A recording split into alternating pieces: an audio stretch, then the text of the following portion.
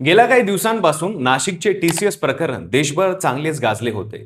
देशभर त्याचे पडसाद उमटले. नाशिकच्या एका मोठ्या आयटी कंपनीत काम करणाऱ्या काही तरुणी रोज सकाळी उठून ऑफिसला जात होत्या. कामावर लक्ष केंद्रित करून करिअर घडवण्याची स्वप्न बघत होत्या.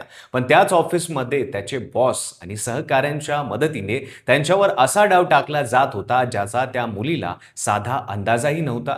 काही तरुणींना हळूहळू धर्म बदलण्याचा, नाव बदलण्याचा आणि आयुष्य बदलण्याचा प्रयत्न होत होता. हे सगळं घडत होतं नाशिकच्या एका जागतिक कंपनीच्या ऑफिसमध्ये. जेव्हा हे प्रकरण उघड झालं तेव्हा पोलिसांनाही धक्का बसला. आरोपींना अटक केली, पण त्यांची मास्टर माइंड निदा खान आतापर्यंत फरार होती. पोलीस निदाला शोधत होती, पण ती पोलिसांपासून लपून राहण्यात यशस्वी होत होती. फरार राहून कोर्टातून जामीन मिळवण्याचा प्रयत्न देखील करत होती. तीच निदा खान आता पोलिसांच्या तावडीत सापडली आहे.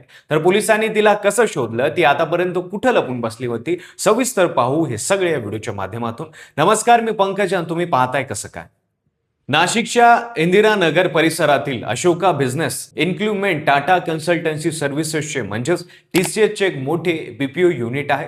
शेकडो तरुण मुले मुली तिथं काम करतात. नोकरी मिळवून प्रगती करणं हे त्यांचं स्वप्न असतं. पण या ऑफिसमध्ये 2022 पासून काहीतरी वेगळं सुरू होतं. काही टीम लीडर आणि एक महिला कर्मचारी मिळून एक जाळं विणत होते. हे जाळं होतं मानसिक छळाचं, लैंगिक अत्याचाराचं आणि धर्मांतराच्या प्रयत्नाचं. हे प्रकार 4 वर्ष झालं सुरू झालं होतं, पण हे कुणालाही बोलण्याची हिंमत होत नव्हती, कारण त्याच ऑफिसमधल्या काही लोकांचा दबाव होता. तक्रार करायला गेलं तर दाबून टाकण्याची यंत्रणा आतमध्ये तयार होती. 26 मार्च 2026 रोजी एका 23 वर्षाच्या तरुणीनं धाडस केलं आणि पोलिसांकडे तक्रार दिली. त्यानंतर 2 एप्रिल आणि 3 एप्रिल दरम्यान आणखी 8 एफआयआर दाखल झाल्या. एकूण 9 गंभीर गुन्हे दाखल झाले. पीडित मुली म्हणत होती की टीसीएसच्या ऑफिसमध्ये तौसिफ अत्तार, दानिश शेख, शाहरुख कुरेशी, रजा मेमन यासारख्या आरोपींना त्यांच्यावर लैंगिक अत्याचार केला, मानसिक छळ केला आणि धर्म बदलण्यासाठी दबाव टाकला. पण या सगळ्या प्रकरणाचा सूत्रधार म्हणून एक महिलेचं नाव समोर आलं. ती महिला म्हणजे निदा खान. टीसीएसने नंतर स्पष्ट केलं की ती एचआर नसून प्रोग्रेस असोसिएट आहे, पण तिचा ऑफिसमधला वावर आणि प्रभाव खूप मोठा होता. निदा खान काय करत होती? ती ऑफिसमधल्या तरुणींशी हळूहळू जवळीक साधत असे. मग त्यांना नमाजाची माहिती द्यायला सुरुवात करायची.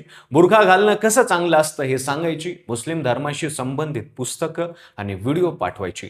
एखाद्या पीडित मुलीच्या मोबाईलवर इस्लामिक शिकवणीचे ॲप स्वतः इन्स्टॉल करायचे. हिंदू धर्मांबद्दल आक्षेपार्ह बोलायची. एका पीडित मुलीच्या बाबतीने तर अत्यंत धक्कादायक माहिती समोर आली आहे. ती मुलगी दलित समाजाची होती. तिला बुरखा घालायला लावण्यात आलं, कलमा म्हणायला लावण्यात आला आणि तिचं नाव बदलून हनिया ठेवण्यात आलं. एवढंच नाही तर तिचे शैक्षणिक कागदपत्रे दानिश शेखने ताब्यात घेतली. ते कागदपत्र मालेगावच्या काही लोकांना देण्याचा प्लॅन होता आणि नोकरीचं निमित्त करून तिला थेट मलेशियाला पाठवण्याचा प्रयत्न होत असल्याची माहिती तपासात समोर आली आहे. एसआयटी म्हणजे विशेष तपास पथकाने या प्रकरणाचा तपास सुरू केलाय. तपासादरम्यान एक असाधारण पाऊल उचलण्यात आलं. 6 महिला पोलीस अधिकाऱ्यांना तब्बल 40 दिवस त्याच ऑफिसमध्ये कर्मचारी म्हणून घुसवण्यात आलं. त्यांनी आतून सगळं निरीक्षण केलं, पुरावे गोळा केले, सखोल तपास करून आरोपींना अटक केली. पण निदा खान फरार झाली होती. निदा खानने अटक टाळण्यासाठी अटकपूर्व जामिनीचा अर्ज केला. न्यायालयात ती 2 महिन्याची गर्भवती असल्याचं कारण देण्यात आलं. पण सरकारी वकील अजय मिश्रा यांनी न्यायालयाला सांगितलं की हे प्रकरण केवळ एका ऑफिसपुरतं मर्यादित नाही. मालेगाव कनेक्शन आहे, परदेशी निधीचा धागा असू शकतो, मलेशियापर्यंत जाणारा मार्ग आहे. अशा गुंतागुंतीच्या संघटित कटाचा तपास करण्यासाठी निदाची प्रत्यक्ष कोठडीतच चौकशी होणं अत्यावश्यक आहे. न्यायालयानं अर्ज फेटाळला. खूप स्पष्ट शब्दात सांगितलं की कायद्यासमोर सामान्य व्यक्ती आणि गर्भवती महिला यांच्या तपासाच्या बाबतीत फरक केला जाऊ शकत नाही. जामीन नाकारल्यानंतर निदा खान फरार झाली. पोलिसांनी तिला शोधण्यासाठी अनेक पथके उभारली. ती आधी भिवंडीत लपली, नंतर मुंब्र्याला पतीकडे गेली, त्यानंतर मुंबईत राहिली. पोलिसांची नजर चुकवत ती शेवटी छत्रपती संभाजीनगरला पोहोचली. 7 मे रोजी रात्री 9 वाजता नाशिक आणि छत्रपती संभाजीनगर पोलिसांनी संयुक्त कारवाई केली. नारेगावच्या कैसर कॉलनीत एका फ्लॅटमध्ये निदा खान आई वडील भाऊ आणि मावशीसह राहत होती. पोलीस 2 दिवसांपासून त्या फ्लॅटवर नजर ठेवून होते. संधी मिळताच तिला अटक झाली. हातांना बेड्या पडल्या. अटकेनंतर तिला न्यायाधीशांसमोर हजर करून ट्रान्झिट रिमांड मागण्यात आला. नाशिक पोलिसांचं पथक तिला घेऊन निघालं. आता पोलिसांच्या हाती तिचा मोबाईल लागणार आहे. त्या मोबाईलमध्ये पीडित मुलींना पाठवलेले धर्मांतराचे व्हिडिओ, डिजिटल पुरावे आणि संभाव्य संपर्क क्रमांक असतील असा पोलिसांचा अंदाज आहे। या प्रकरणात आतापर्यंत तौसिफ अत्तार, दानिश शेख, शाहरुख कुरेशी, रजा मेहमान हे 4 आरोपी पोलीस कोठडीत आहेत। पुण्याच्या HR हेड अश्विनी चैनानी हिलाही अटक झाली आहे। एकूण 8 संशयित अटकेत आहेत। TCS कंपनीने या सगळ्या कर्मचाऱ्यांना निलंबित केलं आहे। 9 प्रकरणाची सुनावणी नाशिकच्या जिल्हा न्यायालयात वेगवेगळ्या दिवशी सुरू आहे। हे प्रकरण आता केवळ एका ऑफिसच्या 4 भिंतीपुरतं राहिलेलं नाही।